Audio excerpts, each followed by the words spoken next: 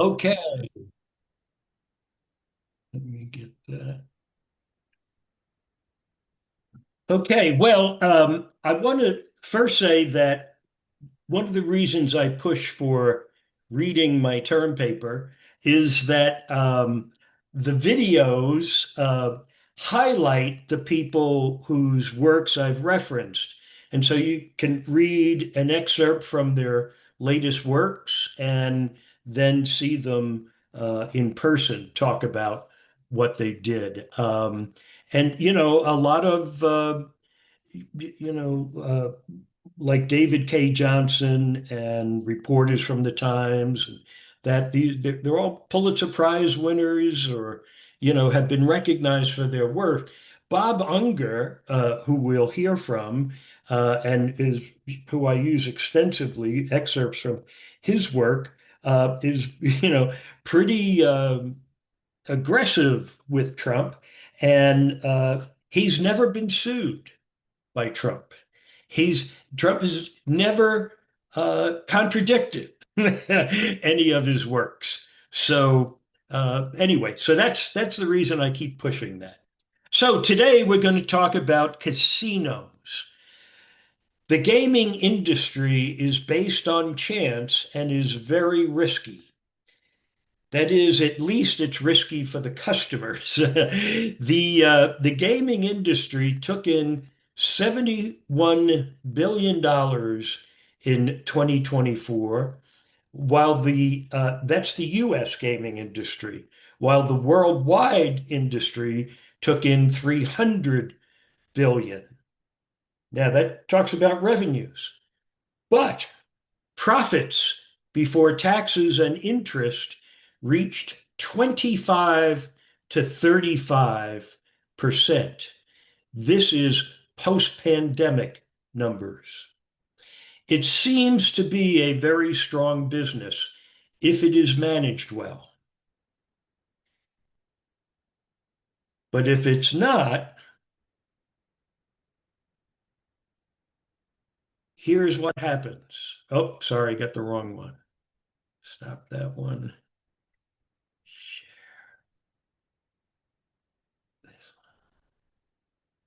No, that one.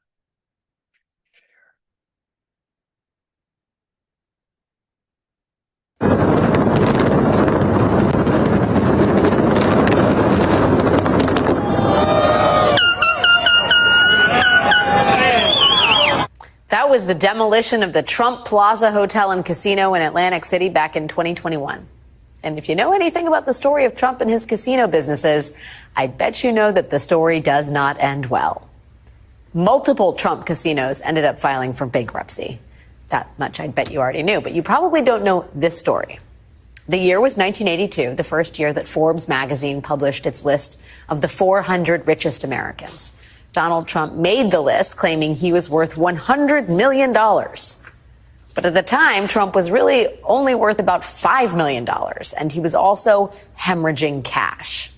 But Donald Trump had a plan. That year, Trump got a license from the New Jersey Casino Control Commission to operate a casino in Atlantic City, New Jersey. And Trump found an investor to help him finance the project. Holiday Inn, which owned the casino chain Harrah's, would give Trump $50 million in cash to build the casino, and then Trump and Harrah's would split the profits. Trump had to just prove one little thing first. Here is how the New York Times investigative reporters Suzanne Craig and Russ Buettner tell the story in their new book, Lucky Loser. Donald was on the verge of a great deal, one that would also get him out of a bind. Before leaving, the CEO of Holiday Inn told Donald that his board of directors would want to see with their own eyes that construction on the casino was underway, evidence that this young builder could make this happen. Donald kept the truth to himself. He did not have things underway because he did not have the money.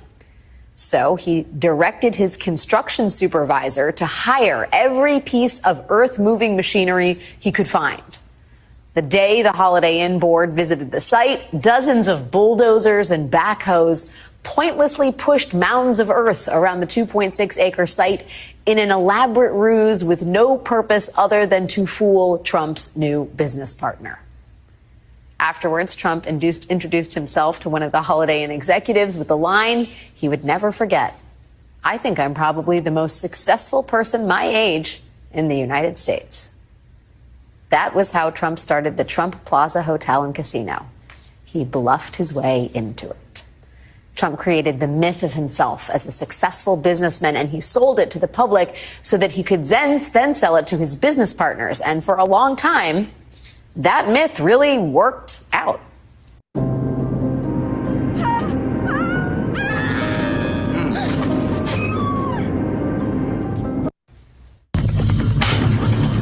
There is a new billionaire in town. Trump's the name.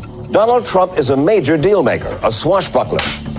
Today, a lot of this country still believes that myth, and Donald Trump is still cashing in on it. It is not just Donald Trump, the Republican nominee, who is having a busy week. Donald Trump, the businessman, also has a lot on his plate. There's his new cryptocurrency venture and the possible sale of his shares of Trump Media, the parent company of Truth Social. But as New York Times reporters Suzanne Craig and Russ Buettner point out in their deeply reported new book about Trump's wealth, Trump's successes aren't the result of shrewd business acumen. They are the result of many, many, many lucky breaks. Good things happened to Donald Trump. He did not earn most of those good things. He was born. He was discovered by a revolutionary television producer, and he was pushed into an investment against his will. And from those 3 bits of good luck came the equivalent today of more than $1.5 billion. That sort of tailwind could paper over a litany of failure and still fund a lavish life. And there is no evidence that in 50 years of labor, Donald Trump added to his lucky fortunes. He would have been better off betting on the stock market than on himself. Joining me now are Pulitzer Prize-winning New York Times investigative reporters Suzanne Craig and Russ Buettner, authors of Lucky Loser, How Donald Trump Squandered His Father's Fortune and Created the Illusion of Success. Congratulations, guys, on this exhaustive, really delicious read. I shouldn't say it like that, but filled with a lot of new reporting and some deeply informative reporting on stories we sort of knew. I want to talk first about, because the word father is in the subhead of the book. Maybe Suzanne, you can start first. Just the relationship between Donald Trump and Fred Trump was more beneficial to Donald Trump than I think people even imagine, right? He's prone these days to calling him his Brooklyn builder of a dad, but the reality is he's the money man behind Donald Trump's entire fortune. Can you talk a little bit about it? I think we'd all, in some ways, like to have a father like in some ways, Trump. In all ways. I think just throwing millions of dollars. A lot of money, yeah. Donald Trump definitely benefited from his relationship with his father when it comes to the finances. He was born into an incredibly wealthy family. I just remember one of the stories that I was thinking about the family, and they grew up in Queens, and all the kids in the neighborhood used to marvel at the fact they had an electric door opener for the garage. Like, they had everything. They had the first color TV, and he really he grew up very, very wealthy, and he inherited a lot of money. And we've written about the fact that he inherited it and it was enhanced by tax fraud. But that was really like the first hugely lucky break of his life. And he has spent so much time talking about how his father, he's really a small-time guy, nothing to look at here. Never could have made the fortune that Trump did. No. Small-time guy gave him a very small loan, and Donald Trump did it all on himself. It was as if he was robbed of a hard-scrabble story, and he had to come up with one. It's incredible just how he has gone out of his way. First, we see in his early business career that he appropriates his father's wealth. We see news stories where he says he's worth $200 million. It grows to $1 billion. He's appropriating his father's wealth. And then he spends a lot of his life diminishing his father's accomplishments. Fred Trump, Donald became a black hole for Fred's money eventually. And Fred Trump abides this smack talking from his chosen son, right? Not only does he single out Trump, of the 5 Trump kids, Donald is the chosen one, and he allows Trump, his son, to basically diminish his legacy and suggest that he's some kind of mastermind, when really the inverse is true, is it not? It really is, and I think that's one of the most remarkable parts of this as a long story, right? That's a thread that weaves through decades of this thing. Fred has done everything pretty much he's broken rules, but as a businessman, he follows very strict procedures. He always estimates correctly what his revenue is going to be. He doesn't spend more than that's going to take in. All his projects make money. He's very careful. Donald is just the opposite sort. But when Donald first arrives in about 1968, he immediately starts taking over the business. He becomes the public spokesperson for it. This fellow, John Barron, becomes the public spokesperson for it. Right. And Donald starts announcing that they're building projects all over the place, that they're going to build a new seaport in Lower Manhattan. They're going to build a convention center in D.C. They're going to do all these things. And it's all smoke and mirrors. None of it happens. Fred's never done that in his life, but he goes along for the ride.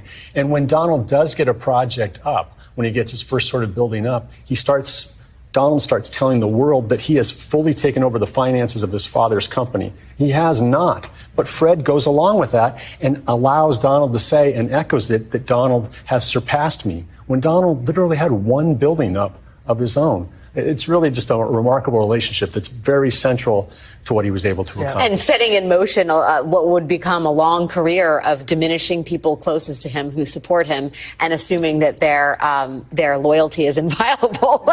Casting them overboard when they're not loyal. What is staggering to a lot of folks who remember Trump in the 80s and 90s is that even in the apprentice years, capitalism was never designed to help you thrive. It was designed to keep you exhausted. I hate that capitalism creates a hierarchy of...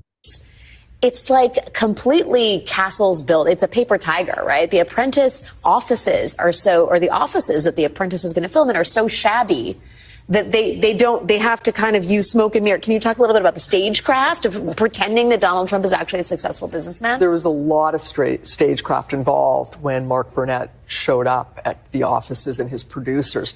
They came in thinking that they were going to be casting a billionaire. And keep in mind, Donald Trump was the host of the show.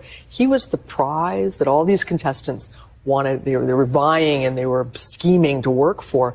And the producers showed up and they found chipped furniture and they said the carpet smelled.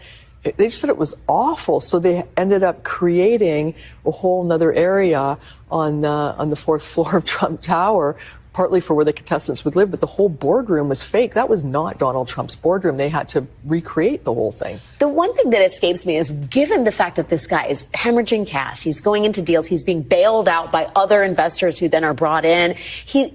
He continues to sell himself publicly as a businessman. Nobody pipes up. I mean, here we are looking today at the potential sale of Trump Social stock, which is largely built on Donald Trump's reputation and not at all on Truth Social's ability to generate revenue. Do you have a working thesis about how he's able to convince people over and over and over and over again? I think there's a couple of things you have to give him credit for. He has this innate charisma that's followed him his entire life. In every aspect, every era of his life that we look into, there were people that were wooed by him. But also, he can be incredibly persuasive.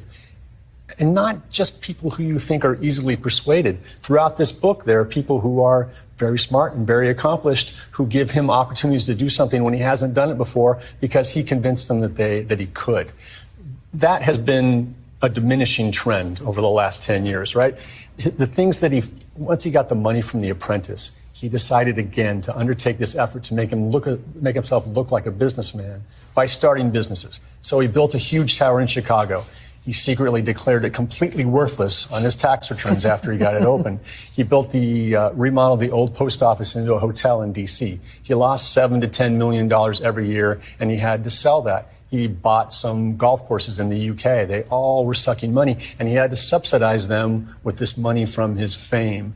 So, he's not really convincing people much anymore, but now he's got this new audience, which are his political followers. And I really think Truth Social is marketing to them. Right. Yeah. He's selling their persecution complex to them. And if you look at the site and read the people who invested, that's the thing that they grab onto, is we're under assault from all sides. We have to protect this site. We have to protect Donald Trump. He's our only chance. Yeah, he was. Again, I'd like you to read this stuff. I incorporated in the handout materials an article that I wrote about psychopaths. I know that's shameless self-promotion, but this was in the 90s that I wrote it, and it was aimed at security people to say that you haven't been paying enough attention to psychopaths who are typically said to have great charisma.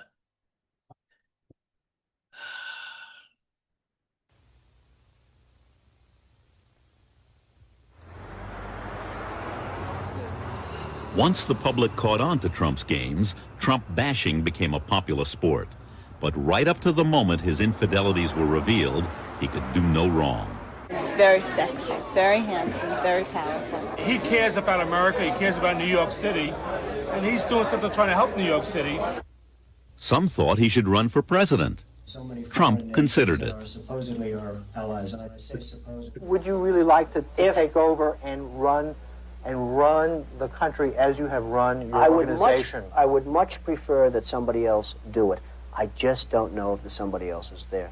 I don't know if we have the kind of advocate that you need. We need major surgery. This country needs major surgery. Are you the surgeon? I think I do a fantastic job. He doesn't give a good rat's hoot about poor people who might be living on sidewalks outside his building. He talks a good game, but he lacks character. Those who have worked closely with Trump have seen a more personal side of this most public man. He has a loner quality. There's no question about it. And for all the sense of Donald Trump as someone who's out and around all the time, there are dozens, if not hundreds, of times that I have spoken to him at 9:30 or 10:30 or 8 o'clock at night on a weekday, when the only thing between me and him interfering is the remote control changer changing the channels. He presents himself marvelously, but the Donald Trump that I saw in real life was very different than the Donald that I saw on TV or on some sort of video or a talk show or something. And that fascinated me, and that's when I realized how much a performance it was. He can be extremely articulate and very well-mannered, and he has this marvelous sort of boyishness that projects, I think, rather successfully on camera. In person, you see a hostility and an anger. I've known him to say after a meeting where he'll freak out and scream at people that he'll walk out and say, some performance, wasn't it? But a lot of times it's not a performance, and he'll claim it is, because then it maintains his image that he's always in control. But he's often out of control. He treats people, I've seen people treated horribly, including his own family, by him.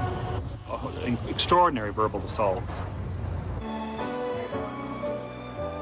He doesn't define himself from within. He doesn't define himself through relationships or through some spiritual interests and concerns. He does not have close friends outside of his family.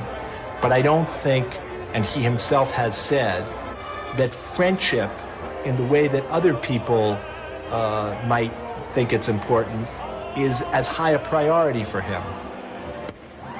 You expect employees to speak well of the boss, but some of Trump's associates seem to genuinely love him. One in particular was this man, John Beninoff, vice president of Trump Plaza Hotel and Casino.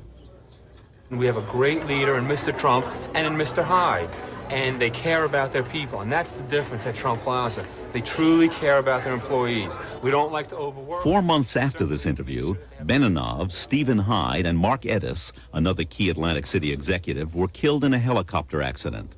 A stunned Trump publicly mourned their loss. 9 months later, in an interview in the New York Times, Trump attacked the 3 dead men, blaming many of his financial problems in Atlantic City on their mismanagement.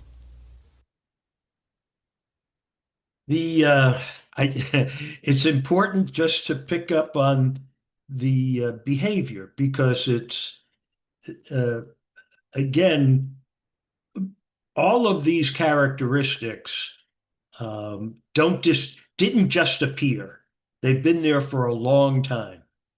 And when you have someone who has declared bankruptcy on 5 casinos and is bleeding cash, they need an inflow of a lot of money.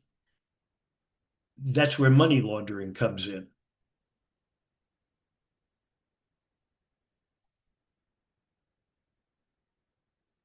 Well, most of his money comes from crap games in Jersey. I mean, if that takes a genius to get money out of a crap game, come on, there's been geniuses in this city for 100 years. That's what gambling is all about. You win some and lose some, but it's really a trap. They were giving you $1,000 bills, and that's how you ran to the casinos. You wanted the perking up of your heart and the feeling of a different kind of life. I must sound like a baby up here. I haven't smoked, I haven't drank, and I don't take drugs, okay? Well, I have other problems, but I can't tell you about them. Trump has an addiction all his own, cash flow. And to satisfy his craving for cash, he went where the money was, to Atlantic City. Atlantic City liked the fact that Trump seemed to have a clean image with no prior ties to the gambling industry. Donald's problem is a simpler one. He wanted to become a super citizen. He wanted to be the beneficiary of a privilege granted by the state of New Jersey, namely a gaming license. And therefore you have to, it's like going to confession, you have to prove that you are an absolute first-class citizen. That was a little hard to do considering his connection to Daniel Sullivan. To the Teamsters Union, Sullivan was a reformer. To the law, he was a man with a criminal record. To Donald Trump, though, he was an asset on his construction jobs. And he was also co-owner of the land on which Trump wanted to build his first casino. One of Sullivan's partners on that land had links to Nicky Scarfo, the crime boss of Atlantic City, currently in jail. Sullivan and his partners had bought the land just 1 week before they sold it to Trump. Trump owned the land, but he said he wouldn't build until he had a casino license. The Casino Control Commission granted it to him in record time. He had almost everything.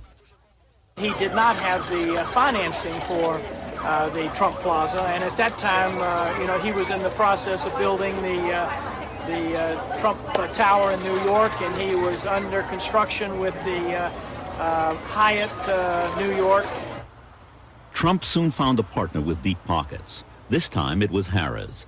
For half ownership, Harrah's put up $50 million, and for that, Trump had to take second billing. He'd soon buy Harrah's out and rename the casino Trump Plaza. Just like going to confession, casino applications must be renewed every few years, so casino owners must stay clear of associations like Daniel Sullivan. That leads to questions about Trump's relationship with this man, Joseph Wexelbaum. To Donald Trump, he provided helicopter service to Atlantic City. To drug enforcement officials, he was a sometime middleman between Colombian cocaine suppliers and American drug dealers. In 1985, he was indicted on drug and tax conspiracy charges and eventually served 18 months in jail. Trump proved to be a loyal friend. After Wexelbaum had been indicted, Trump rented him one of his New York City apartments on a part cash, part barter basis. When Wexelbaum got out of jail, he moved into a Trump Tower apartment owned by his girlfriend. Others wouldn't have Trump's luck with the Casino Control Commission when it came to investigating their ties with undesirables. That's why Baron Hilton struck out. The Division of Gaming Enforcement then recommended licensing, but the Casino Control Commission said no, accusing key executives and one of Hilton's lawyers of being too close to organized crime. The license was denied. Trump purchased the hotel and opened it as Trump's Castle. Now this is a castle. Everything's just bigger, much bigger, and frankly more expensive. But it's something that, when it's done, if done right, is a wonderful investment. Trump only saw the cash coming in. Early on, a casino analyst named Marvin Rothman saw it pouring out. While cash flow numbers sound very impressive, it's very important to be able to cover your debt service, because in fact cash flow doesn't mean anything if you can't cover debt. Covering debt wasn't on Trump's mind. Having it all was. So Trump's debt grew larger as he relied on the magic of junk bonds instead of partners to finance his habit. But this was the mid-1980s. Trump was on top. Every hand was full of aces, and he kept going. Trump began playing a new game, weaken your competition. First came Harrah's, his former partner. He bought its stock, and the company spent $30 million buying him out. With the profits, he went after Bally's. There was litigation on both sides, and in the end, Bally succumbed to his apparent greenmail and paid him off. He skirts the law in the sense that he goes right up to the edge and sometimes over it. He uses his enormous economic clout. Instead of using his Bally profits to pay down debt, Trump went after the biggest prize in town, the unfinished Taj Mahal, owned by Resorts International. He began buying resort stock. The rest of the deal was pure Trump. Within a matter of months, he had convinced Resorts' board of directors to permit him to put into effect a management contract, which was worth something like $60 million to him. Nothing like this has ever happened before, and in essence, they were paying him to supervise his own investment in his own company. Everybody was just aghast because there would be nothing, nothing left for the shareholders. In return for the management contract, Trump was supposed to finance the completion of the Taj Mahal. He never had any intention of doing that until he owned the company outright. The contract bled the company dry. Stock prices fell, but they weren't low enough yet for Trump, so he tried something else. Resorts hired bankruptcy counsel, and Mr. Trump walked them through the unfinished building. Within hours, all of Atlantic City, and indeed the entire financial community, knew that Resorts had consulted bankruptcy counsel, and the rumors were rampant that Resorts was going into bankruptcy. There's no doubt that this had a very intimidating effect on the Casino Control Commission. Today, Donald Trump sat in the audience as state officials considered his request to gobble up even more. Trump's next frontier, the biggest of them all, the resort's Taj Mahal, still under construction. You ask yourself, why did the Casino Control Commission approve it? I think they were literally bowled over by Donald Trump and by the utter fear that they had that he would walk away from Atlantic City, that he would let this hotel under construction remain unfinished, that it would be another blight on the Atlantic City landscape to have New Jersey's tallest building sitting there as a skeleton for everybody to see. Everyone was happy about the deal except the shareholders. Before Trump's deal could be completed, out of the West came what looked like a white knight. It was the biggest high-stakes game on the boardwalk in years. The players, entertainer Merv Griffin and billionaire businessman Donald Trump. The prize, Resorts International, and the unfinished Taj Mahal. The winner, some might call it a tie. Griffin gets Resorts, Trump the Taj Mahal. Love that perception. I won. He is still, a year later standing in New York going, I won. He wants to make sure everybody in America knows he won. And so I look at him and say, Donald, you won. Now do you feel better? Now eat. He had called me after he had negotiated to sell the property to Merv Griffin. And he said, didn't I do the best deal? Didn't I get the best of Merv, Marvin? And I said, Donald, I think it was great that you sold the property, but I think you made a mistake. I think buying the Taj Mahal is going to be a very bad thing for you. Well, what do you mean? I mean, I think the Taj Mahal is going to be the greatest success ever. I mean, you just don't understand. And I said, well, I can't understand why you want to operate 3 different properties in Atlantic City. How do you differentiate the marketing? And the Taj is going to be such an expensive property to operate. Marvin, you just don't have vision. You just don't understand. This thing is going to be a monster. Having won this battle, Trump thought he could do anything. He plunged in and bought 2 more Atlantic City properties. Now he really needed cash, so he invested in another competitor, hoping to get bought out at a profit again. This time, the Casino Control Commission made him back down. It threatened to take his licenses if he did it again. That cut off his cash supply. Mr. Trump, or for that matter, any other casino operator, may not use a subsequent sale or disposition to purge himself of the taint created by the purchase of an interest in a New Jersey casino competitor or its holding or intermediary companies. This was the turning point for Trump, but he didn't see it. His sights were set only on the opening of the Taj Mahal.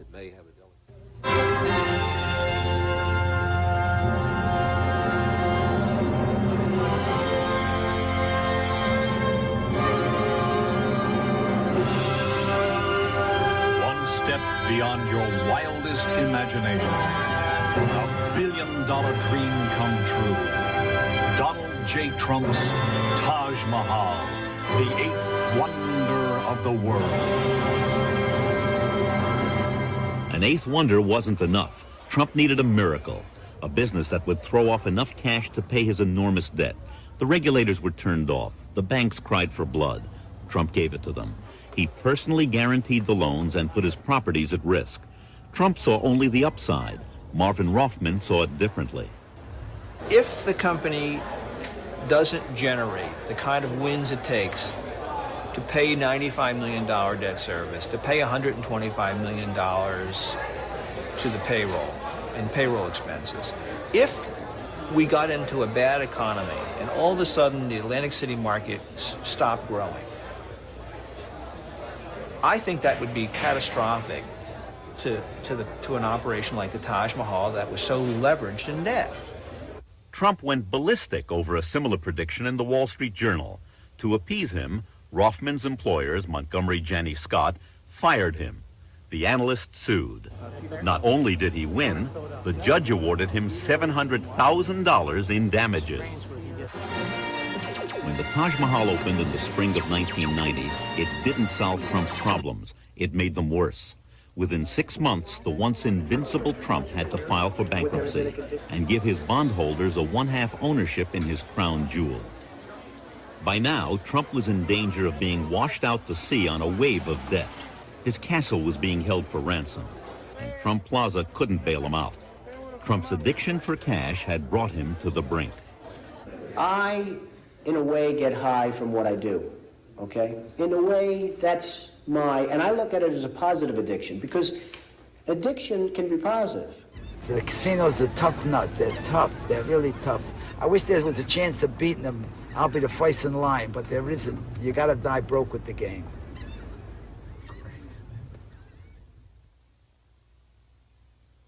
Yeah, that's what happens. You can die broke with the game. Donald Trump's failures in Atlantic City might not have been so damaging to him if another of his grand designs hadn't failed on his home turf in New York. This abandoned... Let me get this right. Again, as you follow along, you see the pattern of behavior that comes from him. By this point, after 5 bankruptcies, no banks in America would lend him money. The banks were going to foreclose on him for the properties that, were half built and all of that. But the Gaming Commission said to the banks, you need to understand that the casino license doesn't go with the property. So if you foreclose, you're going to have a property that isn't going to have a gaming license and is built for gaming, and no one's going to want to buy that from you. And the Atlantic City is going to get stuck with these half-built eyesores, and you're stuck with it. So the banks lent him more money so he could finish it out. But eventually that collapses as well. You see, as I look at this, I think if I'm law enforcement, particularly the FBI office in New York, I would know that this stuff was going on. Now, there certainly are people who are specialized in different areas who might not know that they're, and may look at it at a time before it's become well known as to what is going on with Trump. Next week, we're going to look more at the FBI's relationship with Donald. And just as a preview for next week. Jim Mooney is a longtime friend of mine, a former FBI agent. Jim and I served in the same office in New York City in the early 1980s. In the FBI, you have to have a nexus for conducting an investigation that's a federal violation within our jurisdiction. What was the nexus when you weren't hearing anything about it? So he's getting away with it. And the city wasn't telling us about it. IRS didn't know anything about it either, I'm sure. So his condo, that Trump Tower, was set up perfectly for laundering money. Perfectly for laundering money. They could bring in all the cash they wanted and pay for it, and nobody would ever know who it was or where it came from. There's a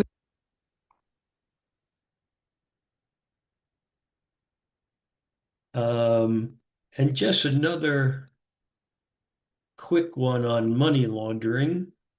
A lot of people have been wondering over the last couple of years why the president frequently seems so deferential to Vladimir Putin or friendly towards Russia. During today's meeting, I addressed directly with President Putin the issue of Russian interference in our elections. I have great confidence in my intelligence people, but I will tell you that President Putin was extremely strong and powerful in his denial today. Buying a luxury condominium with cash isn't illegal, and buying it in the name of a corporation or an LLC is not illegal on its own. What would make it illegal is if you're doing that with criminal proceeds. So if you're a Russian... And I know I have often been criticized for not giving answers to what do we do to fix this? Well, first, I think you have to understand the problem. And there was a professor who was on a panel sponsored by Time magazine at Davos, and he had some interesting observations. This is my first time at Davos, and I find it quite a bewildering experience, to be honest. I mean, 1,500 private jets have flown in here to hear Sir David Attenborough speak about, how we're wrecking the planet. And I hear people talk in the language of participation and justice and equality and transparency. But then, almost no one raises the real issue of tax avoidance, right? And of the rich just not paying their fair share. It feels like I'm at a firefighters conference and no one's allowed to speak about water, right? there was only one panel, actually. Well, we've had two. You're the second of our panelists. There was only one panel. Let's go there. One panel hidden away in the media center that was actually about tax avoidance. Yeah. I was one of the 15 participants. So something needs to change here. 10 years ago, the World Economic Forum asked the question, what must industry do to prevent a broad social backlash? The answer is very simple. Just stop talking about philanthropy and start talking about taxes. Taxes. We need to... just 2 days ago, there was a billionaire in here, what's his name? Michael Dell. And he asked the question, name me one country where a top marginal tax rate of 70% has actually worked. And, I'm a historian. The United States, that's where it has actually worked. In the 1950s, during Republican President Eisenhower, the war veteran, the top marginal tax rate in the US was 91% for people like Michael Dell. The top estate tax for people like Michael Dell was more than 70%. This is not rocket science. We can talk for a very long time about all these stupid philanthropy schemes. We can invite Bono once more, but come on, we got to be talking about taxes. Yeah, exactly. That's it. Taxes, taxes, taxes. All the rest is bullshit, in my opinion. Thank you.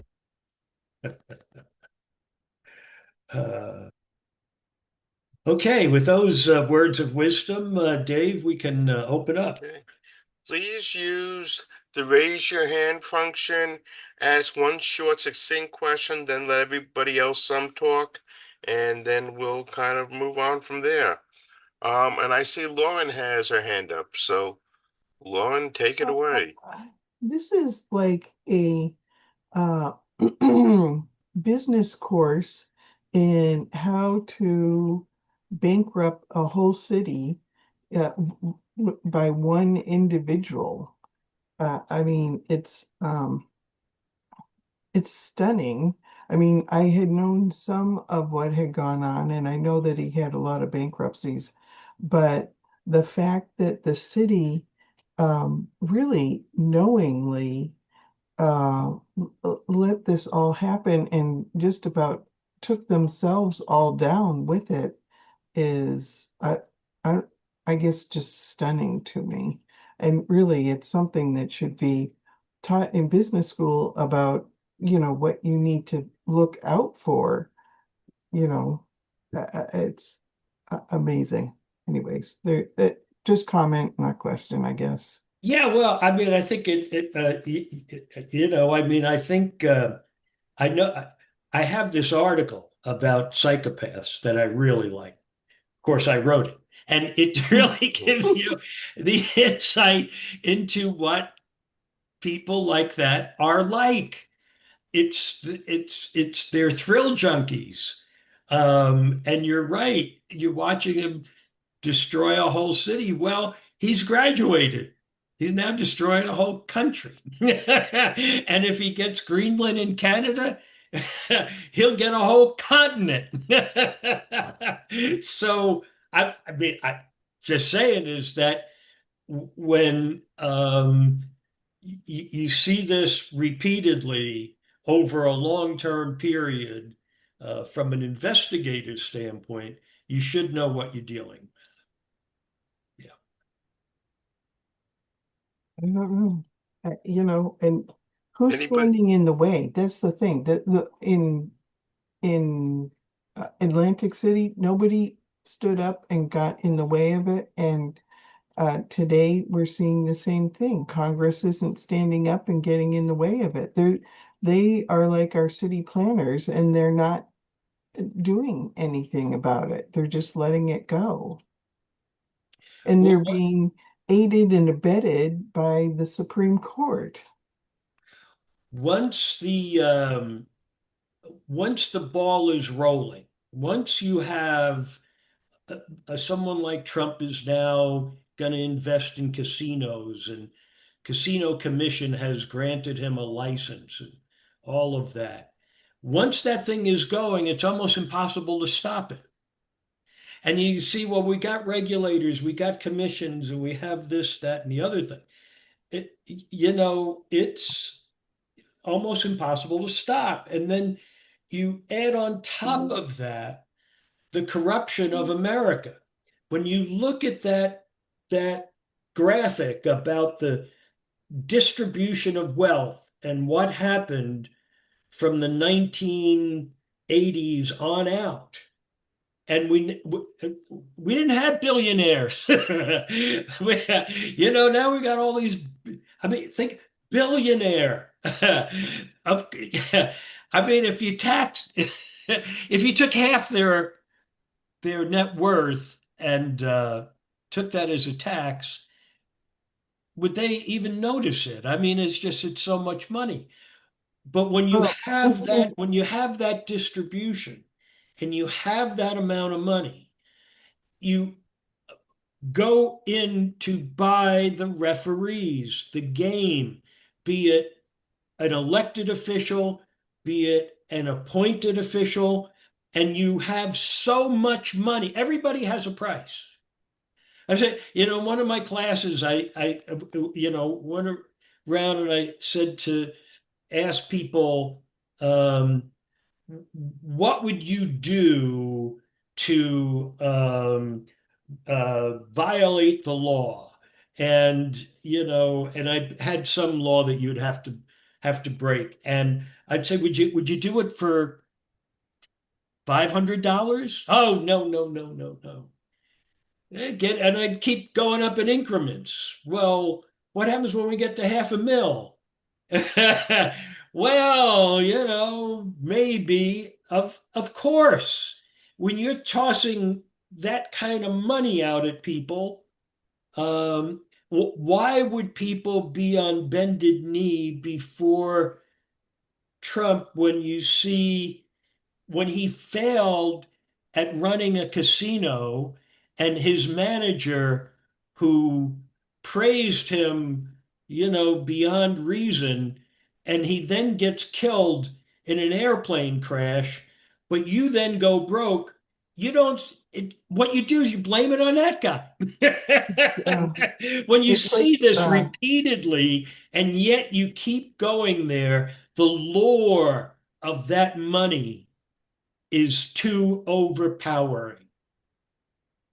Yeah, I think that I remember that class, and I remember you bringing up the movie Indecent Proposal.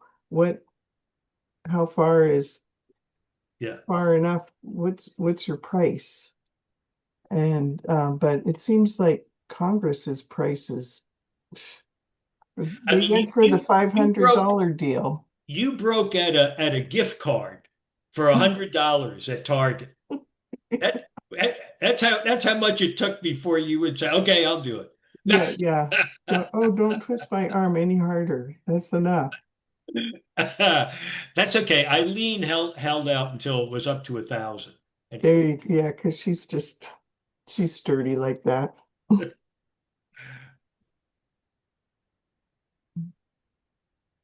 I All don't right. know. So, I think you've Susan, depressed everybody so much they can't even speak. I'm bored. Susan, go ahead.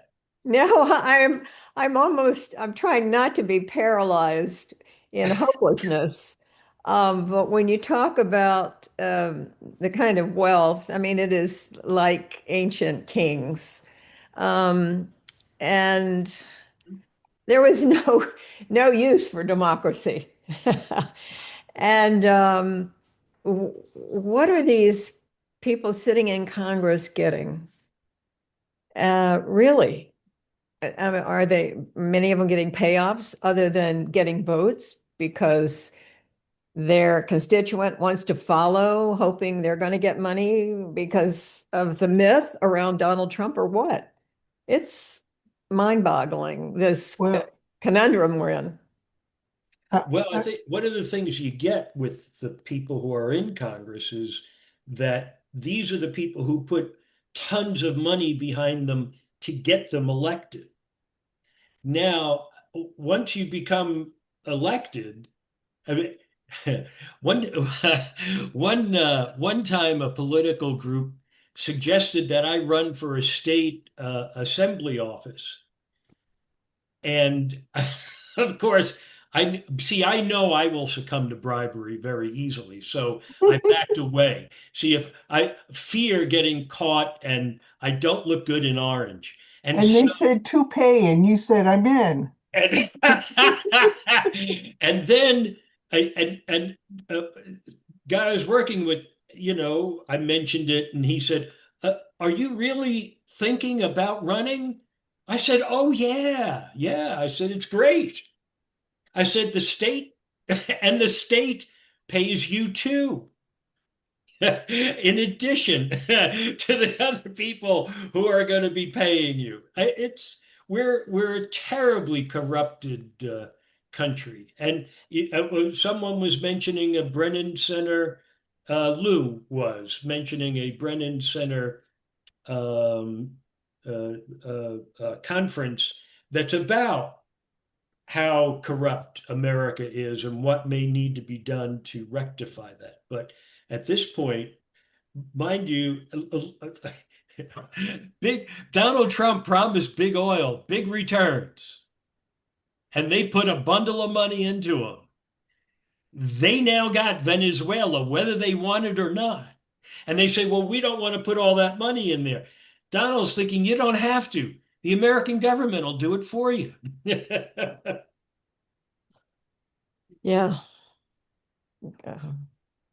Yeah, well, and additionally, he's not only those donors, but also he's controlling the RNC money now too. Right, right. So, go ahead, Dave.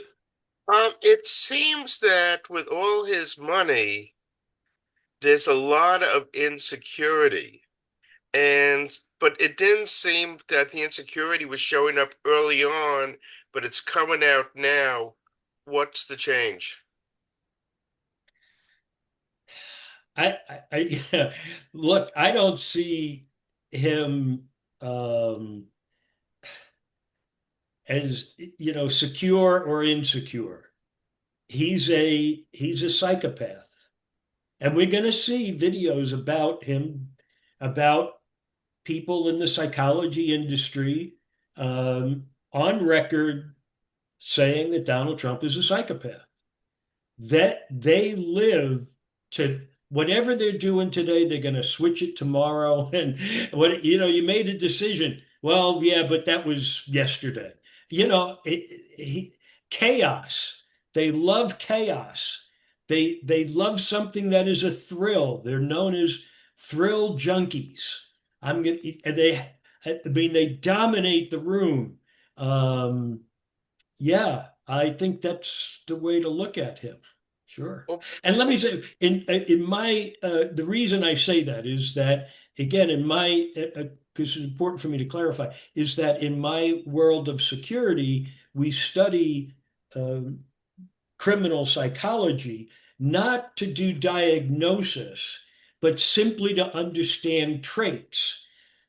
I may have a suspect who is exhibiting the traits of a psychopath. I don't really care about diagnosing him. I just want to know what it is I'm dealing with in the sense of what are the traits and those characteristics, and how can I manipulate that to get out of the suspect what I want. If it helps people, here's just an overview of psychopathy. It's someone with severe personality disorder, often linked to anti-personal personality disorder, showing a profound lack of empathy, remorse, and conscience, coupled with manipulative charm, deceit, impulsivity, and antisocial behaviors like disregard for rules and others' rights, often masking a cold, predatory nature beneath a seemingly normal facade. Key traits include glibness, grandiosity, shallow emotions, irresponsibility, and need for stimulation, leading to exploitive relationships and potential criminality with strong genetic links and environmental factors contributing to its development. And like word for word, that's a good description of. That also showed up on one of my report cards saying he doesn't study and here's why he's not studying. Yeah, no, that's it. That's it. And when you look at the behavior over a period of time, a long period of time, we're talking from the 1970s out. There was a reason his parents kicked him out and sent him to a boarding school. Um, that's what we got. And he's even on interviews saying how he got kicked out because he was trouble. Yeah, right. Yeah. Like I say, a psychopath will do things, will tell so many lies. If they can tell the truth and it benefit them, they'd prefer to tell a lie. I mean, it's just how they are. They're impossible, right? And nothing scared. They're not afraid of. They don't know fear. They don't know empathy. They don't.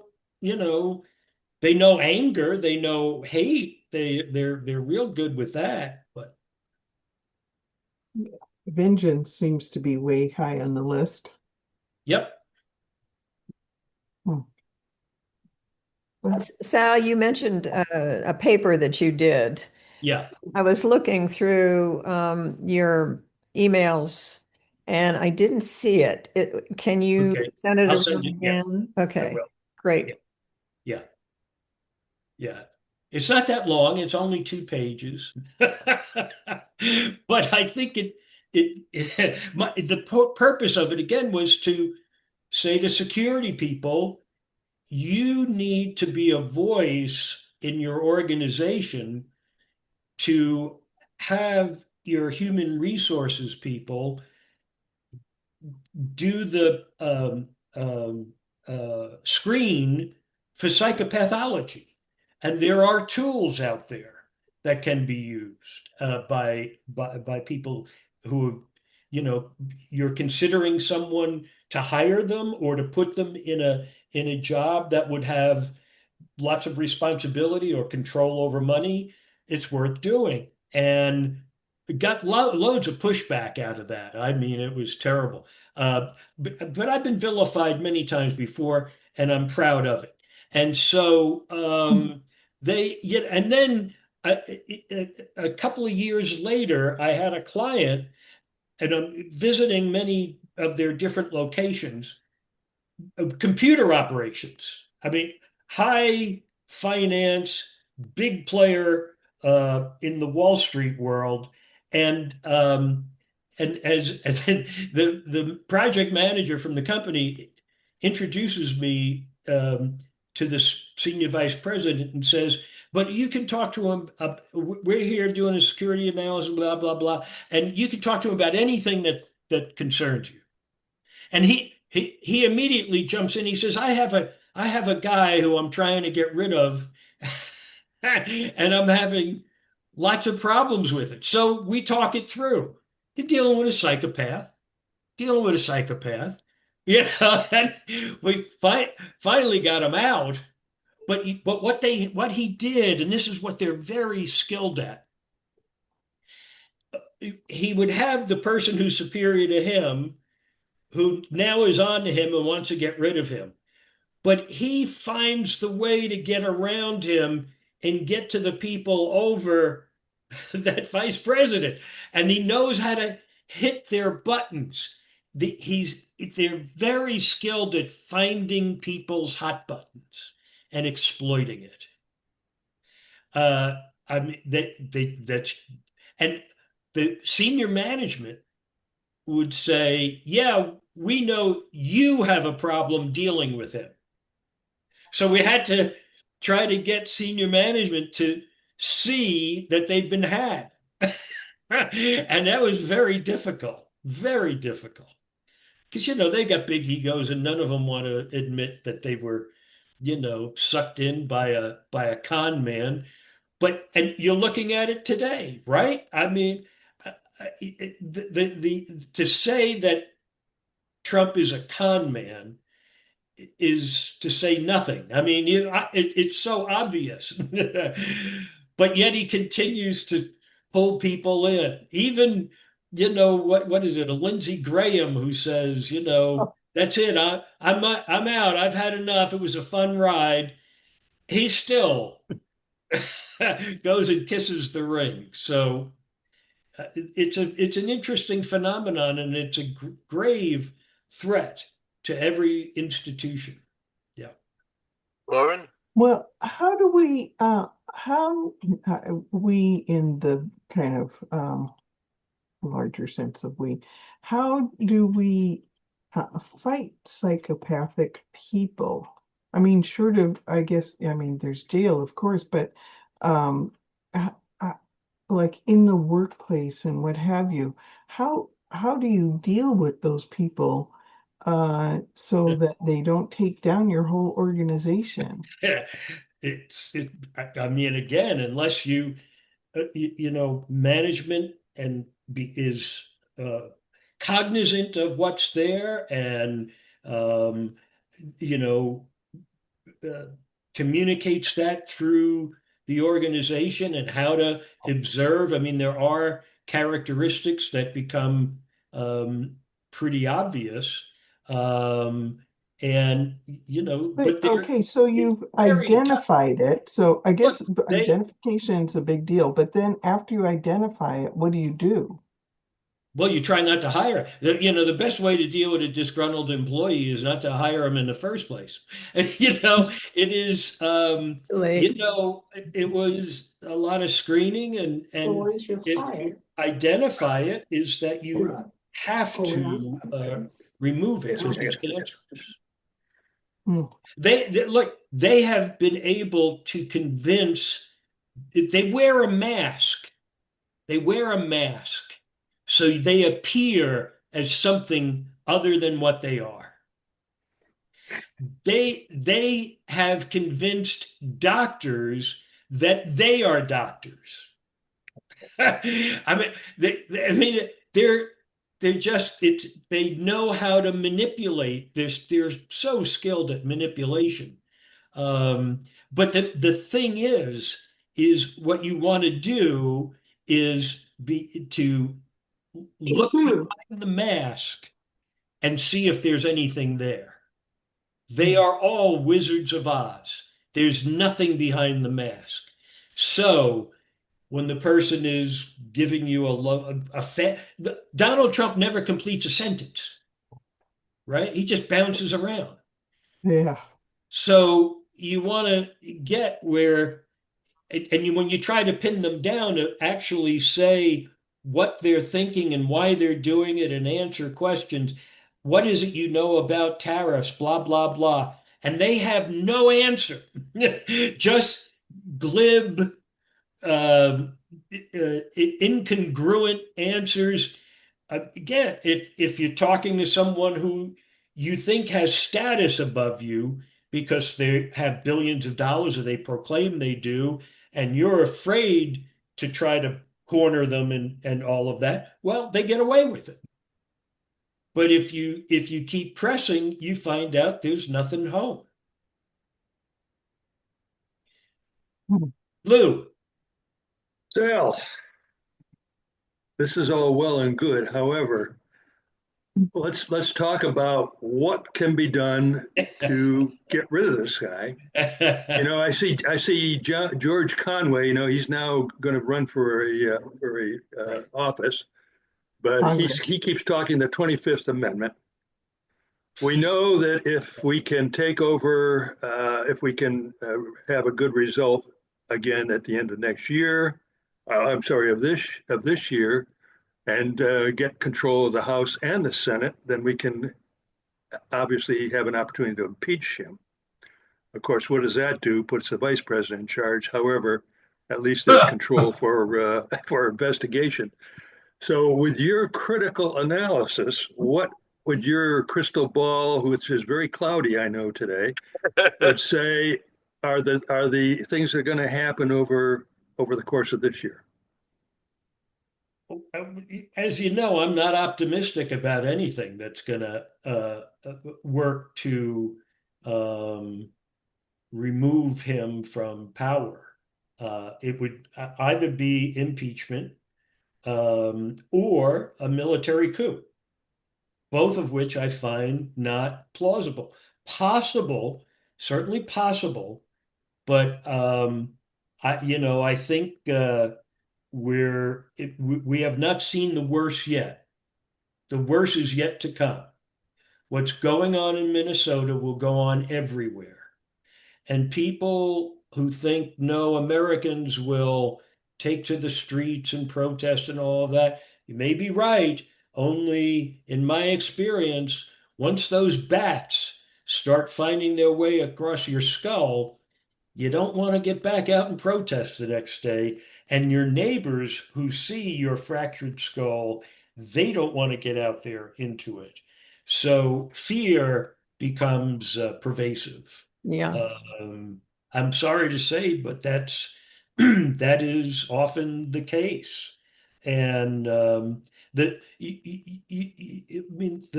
if the military and the federal police remain loyal to him, he has an enormous protective edifice with, far more power than individual Americans would have to be able to fight back. And would he use muscle to seize control? Yeah, absolutely. What could be more thrilling? What could be more exciting? Right? So brace yourselves. I mean, as I look ahead, it ain't going to be pretty. There's no, in my mind, there's no scenario where we get to the end of the Walt Disney movie and everything is nice. It ain't a Walt Disney movie. It's reality. Yeah. We had about 100 people at our Kiwanis luncheon downtown on Tuesday, and Mayor Dinkins spoke. Excellent speaker. Yeah. Like this man for a lot of different reasons, and his vision. I said to the person sitting next to me, who's very astute, I said, I'm going up to the microphone and I'm going to ask if he's prepared. And the person looked at me, for what? For the Minnesota effect coming into here. And he said, Susan, do not do that and disrupt the good feeling in this room right now. So I wanted to be an agitator and pulled. Come on, say you did. Say you did. Oh, I so wanted to. And I'll have another time of that coming up, being a board member of the opera. And if anybody on here ever wants to go to the opera, I'll get you tickets. But just wanted to tell you that we are going to have the mayor for the groundbreaking, February the 15th, 16th, something like that. And it's going to be a small people, the board, Tomer, the director, and Mayor Dinkins when we do this. And if you think I'm not going to find a way to talk to him, I will. Well, all city officials have to start thinking about, we have a police force, we have a system of justice and all of that. What happens when a federal gang comes into our jurisdiction? What do our cops do? If one of our residents, one of our citizens is being beaten, do our police have an obligation to intervene? Or do they just stand back and say, oh, well, that's, the federal police? These are issues that have not been vetted through a lot of those municipalities. And it sets a stage for chaos. Well, they ought to be trained right now in preparation, on being on high alert. Yeah, yeah, yeah. And I'd have to say that if I was working with some adversary of America, I would say whatever plans we have in place to assault them, now is the time. Now is the time. We're extremely vulnerable to that. And when I would look at that, it wouldn't be, something, it would be along the lines of a World Trade Center, but I would look at something that was, my predilection is for chemical weapons. And I know, Susan, you know a lot about chemicals. Yeah. And all throughout America, there's loads of stuff. And if you know what you're doing and you have it orchestrated, you can do it in a dozen cities across the country. Huge death toll, scare the hell out of everyone. We're vulnerable to that kind of thing. Yeah. Okay. Well, so that uplifting note. What, if anything, can the European Union do about this? Well, the European, look, the speech from the guy from Canada, I thought that was Mark really Carney. brilliant. I mean, he's saying we gotta, accept that America is now being run by a bunch of drunks. We've got to recalibrate and come with new organizations. And America could quickly find itself isolated. I know that the problem is there's so much integration that, this country needs this from us and we need that from them and all of that. But again, on a long term, you can unhinge yourself from that stuff and quickly what you get is we find ourselves from being at a pinnacle falling deeper and deeper behind. You got rid of our intellectuals in science. That's a great idea in the modern day. What? Are you kidding? I mean, this is a catastrophe. You don't feel it immediately, but over time you will. And then the next chip development isn't there.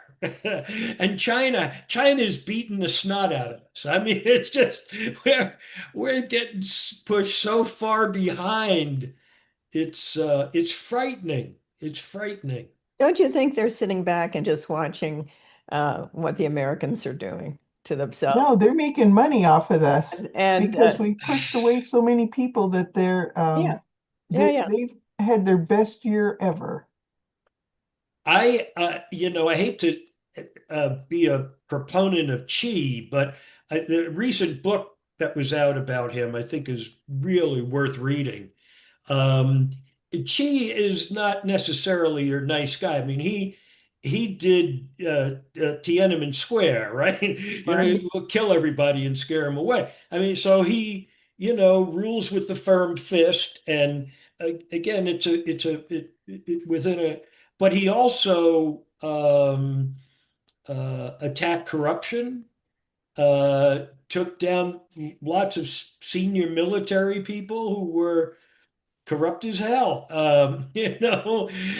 So he's an interesting character, and he is at the point of being the king, but a lot of the stuff they're doing is making great sense. They're way ahead of. I don't know if Lou is still on, but they're way ahead of us on renewables, and they're taking it very seriously. Lou, I'm sure you follow a lot of that as to what China's You're doing. muted, by the way, Lou. Unmute, Lou. Lou, you have to unmute. You're muted. Okay. So you're talking about for instance, Finland and Sweden are, sustainability is they're way ahead of us, and as they have been, and the Nordic countries have been ahead of us in almost every description for. Well, that's how I got that's how I even got to start my own company, is when I realized in my industry, the pulp and paper industry, they were 10 years ahead of us. So I went to work for a big Finnish company in machinery, and all our good engineers were getting grants from the government and going building their advanced widgets. And that's where I started Nordic Engineering, bringing these young guys over here. That was 1987. Right now, in the Nordic countries, and when I say Nordic, it means the Scandinavian countries, which we know with Denmark, Sweden, and Norway, basically. When you add Finland, it becomes the Nordic countries. It's a technicality they insist on, but before you can get any project approved, any type of project, they have to do a sustainability study, and if that doesn't meet the criteria, it won't get funded. So, but also with China's making great strides in solar and wind. Am I correct on that? Yeah, China is another example, but that's where a dictatorship, they can control the economy. And I've spent time, especially in our industry over there and in our universities over there. I remember one time going into a lab with two of our professors from North Carolina State University, and they looked at it and they saw two of these machines, and they just said, I've had this in my budget forever. It's $1.5 million each. They got two of them, and I can't get it. But it's a priority. Yeah. Priority. When you look at the competition of nations, it's going to be brain power. A lot of people think AI is going to be the magic behind it.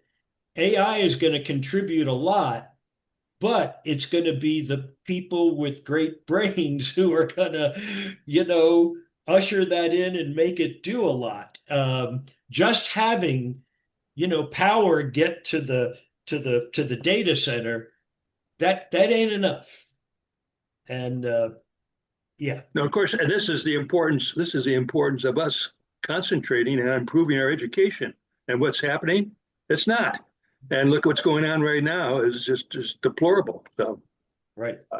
It's and so other countries where they're taking our good people, especially in the STEM activities, which is where we need to develop stuff, and we go behind farther and farther. So. France is snapping up a lot too. Who is? France. Oh yeah, no. With Trump in there and his DEI and his all cancer research has been, the NIH funding has just disappeared. He just stopped it. Now I'm involved with the Brain Tumor Center up at Duke, and it's like every other cancer institute. They're fantastic research. They're having to lay people off. They can't take the new group of PhDs, which were just graduating, to come into the labs, and so that's just one example of what's happening at every institution. Yes. Well, UCSF, they have screwed, and Berkeley too. Yeah. Next week, we're going to learn more about the Russians coming into America. The Russians are coming? The Russians are coming. And also, we'll start on a part of the FBI relationship with Trump and the assistant director of the FBI who ran the New York office, Kallstrom, and that relationship. Really, the next two classes will be about those topics. Okay. So, well, on that very optimistic note, can everybody please unmute and give applause for Sal for depressing us on this rainy day? or groans. Well, I don't have any questions because you've set such a high low bar of expectations for this country. Sorry. Thanks for a very good presentation and Yeah, a very thank good you. set of comments after. It crystallizes the stuff about the casinos, because I've always wondered how you can bankrupt a casino. It's impossible. Let's go to them. You do it by not paying your people. Look, I got an up to personal front row seat with the gaming industry. I was my first job out of college, out of undergrad, was with a company that made the totalizer systems that calculate, the odds and all of that for racetracks, dog tracks, high lie, and this, I would never gamble.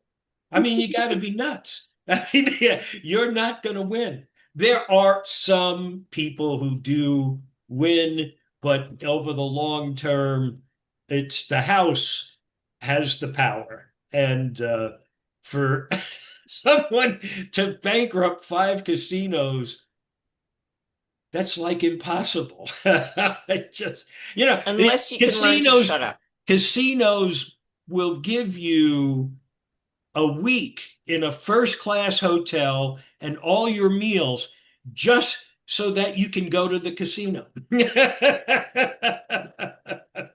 Such a deal. Oh. Okay, everybody. Well, we'll see you next week. Well, thanks, Sal. That was Thanks, a really good Sal. class. Be safe, everyone.